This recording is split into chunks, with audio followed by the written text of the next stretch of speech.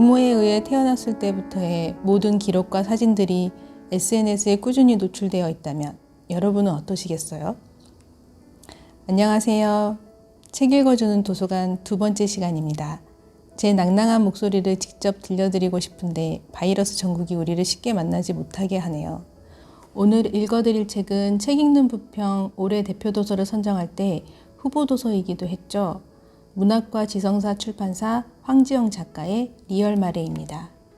이 책을 낭독 도서로 선정한 이유는 앞서 읽어드린 페인트가 가족이라는 주제, 특히 부모 면접이라는 특수한 상황을 통해 진정한 부모의 모습을 다룬 내용이었다면 리얼마레는 부모로 인해 주인공 마레가 겪게 되는 혼란과 상처를 섬세하게 다룬 책으로 아이들 스스로 관계를 회복하고 성숙해가는 과정이 잘 담겨져 있습니다. 가족이란 주제를 다룬다는 점에서 대표 도서 페인트와 함께 읽으면 좋은 책이니 꼭 읽어보시길 권합니다. 문학과 지성사 출판사가 주최하는 제14회 마이송 문학상 수상작이기도 한 리얼마레는 요즘 사회적 문제이기도 한 SNS 속 문제들을 예리하게 짚어냈다는 평을 받았는데요. SNS 속 가상현실과 실제 삶에 대한 문제, 부모의 허위의식을 잘 담아낸 것도 이 책의 매력입니다. 자, 그럼 책을 한번 살펴볼까요? 리얼마레는 총 144쪽으로 읽기에 부담이 없고 동화지만 어른도 쉽게 읽기 좋은 책입니다. 중간중간에 사파가 그려져 있어 책 속 내용이 더 실감나게 머릿속에 그려지는데요. 지은이인 황지영 작가는 이 책 외에 할머니 가출 작전, 친구 계산기를 출판했고요. 그림을 그린 안경미 작가는 2015년과 18년 볼요냐 아동도서전 올해의 일러스트레이터로 선정되었고 다수의 책에 그림을 그린 실력 있는 작가입니다. 표지를 보면 모바일 속 마레와 현실 속 마레가 보입니다. 모바일 속 마레는 무척 행복해 보이는데 현실의 마레는 그렇지 않은 것처럼 보이는데요. 어떻게 보면 현실 속 마레가 모바일 속에 갇혀있는 마레를 일으켜 세워주고 이끄는 모습으로도 보입니다. 자, 어떤 내용인지 궁금하시죠? 황지영 글, 안경미 그림, 문학과 지성사 출판사의 리얼마레 일부를 읽어드리겠습니다.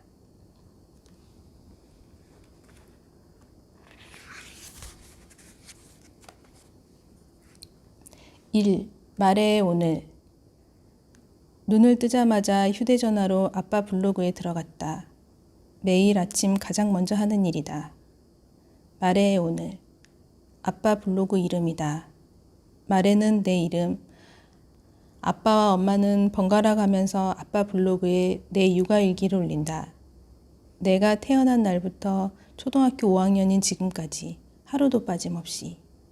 내가 생각해도 대단한 아빠 엄마다. 새 글이 올라와 있었다. 우리 가족의 새로운 도전을 응원해 주세요. 세상에, 이 이야기를 벌써 올리다니. 숨을 한번 크게 쉬고 제목을 눌렀다. 우리 가족이 지금과 전혀 다른 새로운 삶을 준비 중인데 곧 자세한 내용을 공개하겠다는 내용의 글이었다. 내가 고개를 숙인 채 양손으로 머리를 감싸쥐고 있는 사진도 들어있었다. 사진 아래에는 새로운 도전을 고민 중인 마레라고 적혀 있었다. 고민 중인 게 아니었는데, 아빠 엄마의 충격적인 발표를 듣고 괴로워하는 모습이었는데, 그런데 사진 속 나는 정말 고민 중인 것처럼 보였다. 알고는 있었지만 다시 한번 깨달았다. 사진은 믿을 게 못 된다는 걸. 후, 한숨이 나왔다. 글 아래에 댓글이 줄줄이 달려 있었다. 마레 가족의 새로운 도전 응원합니다. 와, 어떤 도전일까요? 기대돼요. 마레야, 고민할 거 뭐 있어? 응원할게. 어이가 없다. 무슨 계획인지도 모르면서 응원을 하다니. 나는 휴대전화를 이불 위에 던져버렸다. 오전 수업 시간 내내 멍하니 앉아 있었다. 수업에 집중 안 한다고 선생님에게 3번이나 걸렸다. 이발에 오늘 이상하다. 왜 이렇게 집중을 못해? 네, 오늘따라 집중이 잘 안 되네요. 반 아이들 몇 명이 킥킥거리며 웃어댔다. 선생님이 한마디 하려는 순간 4교시를 마치는 종이 울렸다. 무슨 일 있어? 급식실로 걸어가는데 결이가 물었다. 다은이도 고개를 갸웃거리며 나를 보고 있었다. 너희들에게 언제 말해야 할까? 너희들은 얼마나 슬퍼할까? 나는 슬픈 눈으로 아이들을 바라봤다. 난 올해 초 이 학교로 전학을 왔다. 무려 3번째 전학이었다. 살고 싶은 곳에서 살아야 한다는 부모님의 원칙 때문이었다. 문제는 부모님이 살고 싶어 하는 곳이 자꾸 바뀐다는 것이다. 경주, 제주도, 속초를 거쳐서 서울까지 왔다. 서울로 올 때 부모님은 더 이상 전학은 없다고 나랑 굳게 손가락까지 걸고 약속했었다. 그런데 1년도 안 돼서 약속을 내팽개치려고 한다. 전학할 때마다 당연히 친구들을 새로 사귀어야 했다. 지난 학교 친구들과는 몇 번 연락을 주고받다 보면 결국 연락이 끊어졌다. 친구라는 건 아무짝에도 쓸모없구나. 그게 내가 내린 결론이었다. 이번 학교에서는 친구를 사귀지 않고 혼자 지낼 작정이었다. 결이와 다은이가 먼저 다가와 주지 않았다면 그 결심을 지켰을 거다. 우리 셋은 티격태격하기는 하지만 잘 어울렸다. 내가 이전 학교 친구들과 연락이 다 끊어진 얘기를 하자 아이들은 자기 일처럼 안타까워했다. 그러더니 우리는 죽을 때까지 친구로 남자고 했다. 그렇게 우리는 평생 친구가 되었다. 이런 친구들과 헤어져야 한다니 한숨이 절로 나왔다. 식판을 들고 자리에 앉았다. 식판에 소복이 쌓인 음식을 보자 또 울컥했다. 우리 학교는 급식이 잘 나오기로 유명하다. 식판을 앞에 놓고 앉아있을 때면 저절로 경건한 마음이 들 정도다. 나는 급식이 좋다. 간단하고 단순한 걸 좋아하는 부모님은 반찬 하나나 국 하나만 놓고 밥을 먹는다. 어떤 날은 샐러드가 한 끼가 되기도 한다. 밥, 국, 반찬 셋. 이렇게 먹을 수 있는 학교 급식이 얼마나 소중한지. 오늘은 콩밥에 근대된장국, 계란찜, 삼치구이, 배추김치가 나왔다. 보기만 해도 흐뭇했다. 흔하디 흔한 된장국을 한 입 퍼먹었다. 아, 어쩜 간도 이리 딱 맞을까. 나는 결심했다. 이런 급식을 두고 엄마 아빠를 따라 전국을 떠돌아다닐 수는 없다고. 다은이와 결이가 나를 보며 고개를 갸웃거렸다. 참, 급식 때문만이 아니라 내 평생 친구들을 두고 전국을 떠돌아다닐 수는 없다. 내가 6학년을 같이 못 보낼 수도 있다는 걸 알면 다은이와 결이는 얼마나 슬퍼할까? 갑자기 눈물이 나오려고 그런다. 나는 얼른 된장국을 떠서 눈물과 함께 삼켜버렸다. 말해야, 너 진짜 무슨 일이야? 제발 말 좀 해. 다은이가 나를 채근했다. 그게 그러니까 다은아, 결아. 착 가라앉은 목소리로 친구들을 불렀다. 아이들은 숟가락질을 멈추고 나를 바라봤다. 엄마 아빠가 1년 동안 여행 가재. 캠핑카를 타고 전국을 떠돌아다니자는 거야. 학교도 다니지 말고 홈스쿨링을 하래. 다은이는 입을 쩍 벌렸고 결이는 눈이 동그래졌다. 와, 캠핑카 여행? 그러면 너 또 맨날 노는 거야? 다은이 얼굴에 부러움이 가득했다. 다은이는 숨 쉴 틈 없이 학원을 다닌다. 그래도 성적은 내가 조금 더 낫다. 다은이는 학원도 안 다니면서 어떻게 자기랑 성적이 비슷하냐고 종종 투덜거린다. 뭐가 부러워. 24시간 내내 감시당할 텐데. 나한테는 감옥이야. 엄마가 또 책으로 낼 거래. 길 위에서 자라는 아이 말해. 이런 거겠지. 출판사에서 어서 새 책 내자고 했대. 물 들어올 때 노 저어야 한다나? 우리 엄마는 에세이를 쓰는 작가다. 주로 내 이야기를 쓴다. 벌써 3권이나 책으로 나왔다. 2번째 책까지는 많이 팔리지 않았다.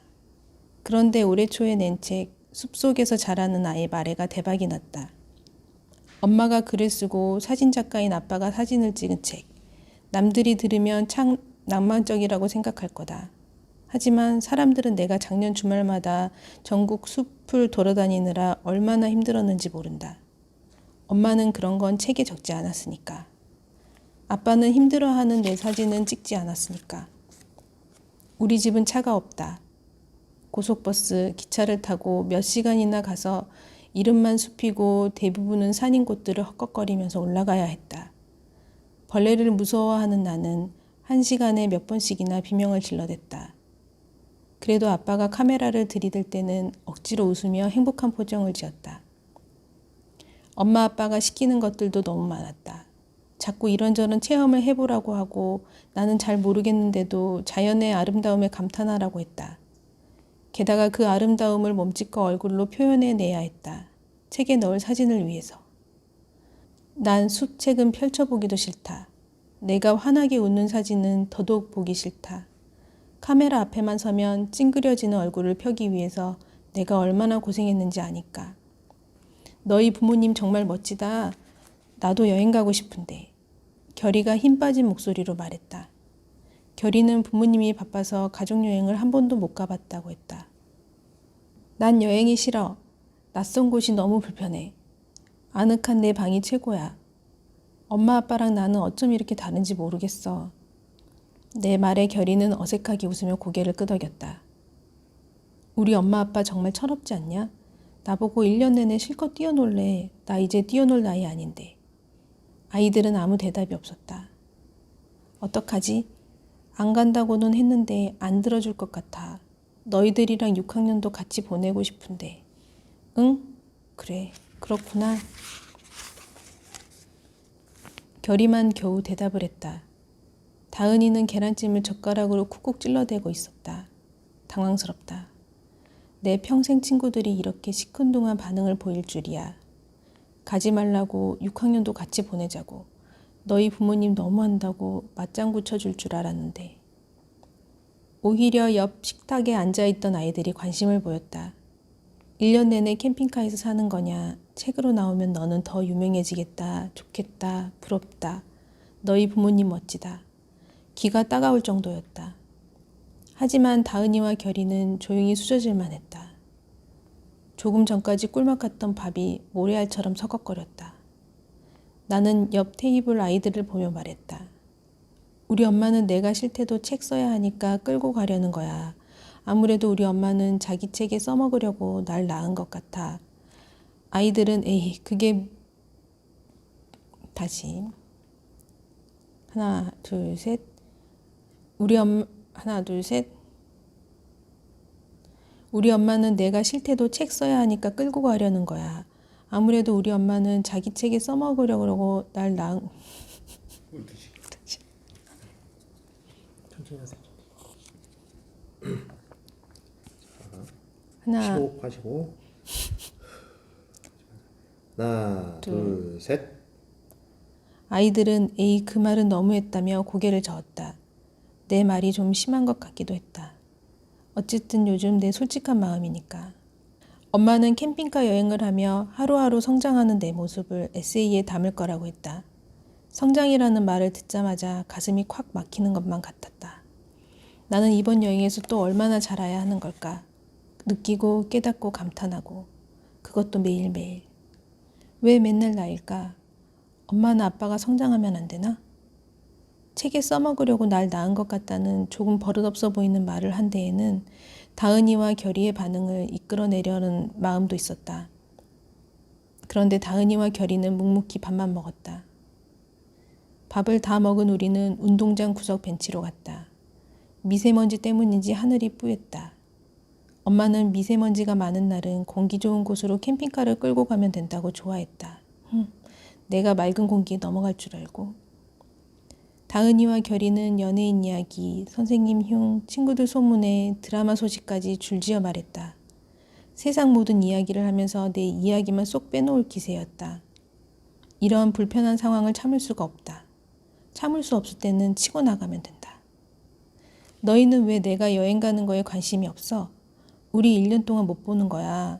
1년 뒤에 다시 여기로 이사 올 거라고는 하지만 부모님 말을 믿을 수도 없고 온다고 해도 다른 중학교로 배정받으면 끝이고. 응? 미안해. 결이가 웅얼거렸다. 우리가 꼭 관심을 가져야 해? 다은이가 톡 쏘았다. 다은이의 날카로운 반응에 놀란 나는 아무 대답도 못하고 가만히 있었다. 점심시간이 끝나가는 걸 알리는 예비종이 울렸다. 우리는 셋 다 입을 다물고 교실로 들어갔다. 아무래도 아이들은 내가 자랑하기 위해 말을 꺼냈다고 생각하는 것 같았다. 속으로는 좋으면서 싫은 척하는 거라고. 아닌데. 정말 그런 게 아닌데. 다은이가 했던 말이 떠올랐다. 또 노는 거냐는 말. 다은이는 내가 집에서 놀기만 한다고 생각하는 걸까? 학원은 다니는 건 아니지만 나도 집에서 혼자 열심히 공부한다. 엄마의 두 번째 책 사교육 없이 공부 잘하는 아이 말해가 나온 후로 나는 학원을 가본 적이 한 번도 없다. 내가 먼저 가겠다고 해도 엄마는 안 된다고 한다. 그래도 나는 공부 잘하는 아이여야 하니까 어쩔 수 없이 혼자 열심히 공부한다. 결이는 이런 말을 했었지. 자기도 여행 가고 싶다고. 결이는 우리 집이 부자여서 여행 다니는 거라고 오해하고 있는 게 아닐까? 결이네 집안 형편을 자세히는 모르지만 우리 집도 만만치 않게 돈이 없다. 굳이 동네방네 소문내지 않았을 뿐. 어제 부모님은 여행 경비를 위해 지금 집 전세보증금에다 예금까지 깨서 보탤 거라고 했다. 나는 듣기만 해도 걱정이 되는데 부모님 표정은 너무나 태평했다. 5교시가 끝나고 다은이와 결이에게 말했다. 너희들 오늘 우리 집에 놀러 올래? 오늘 엄마 아빠 다 늦으시거든. 다은이도 학원 휴강이랬잖아. 다은이와 결이가 솔깃한 눈빛으로 나를 봤다. 우리는 아직 서로의 집에 가본 적이 없다. 다은이는 학원 때문에 너무 바쁘고 결이는 우리를 초대하지 않았다. 나도 마찬가지. 우리 부모님은 집에 친구를 데려오는 걸 싫어한다. 집이 우리만의 공간이기를 바란다나? 부모님은 오늘 7시 넘어서 온댔다. 그 전에 살짝 놀다 가면 된다. 우리 집에 한 발만 들여놓으면 아이들의 오해는 다 풀릴 거다. 스르르 눈 녹듯 사라질 거다. 과연 말에는 초등학교 6학년을 친구들과 함께 보낼 수 있을까요? 책을 읽으면서 남에게 보여주기 위한 삶을 살기 위해 아이의 마음을 헤아리지 못한 부모를 보면서 화가 나기도 했지만 지금의 많은 부모가 아이를 위한다고 행했던 일들이 때로는 큰 상처를 주지 않았을까 하는 반성을 하게 되는 동화인 것 같습니다. 마지막 장에 펼쳐지는 그림 속 아이들의 행복한 표정을 보며 스스로 단단해지고 성장하는 모습에 안도감이 들기도 했습니다. 작가의 말로 끝맺겠습니다. 저는 현실에서 종종 말해 같은 아이들을 목격할 때가 있어요. 그럴 때 저는 중얼거려요. 너도 말해구나, 너도. 책 속 말해가 현실의 말해들에게 다가가기를, 자기 이야기를 들려준 만큼 친구들의 이야기도 들어주기를, 손을 꼭 잡아주기를 기대합니다.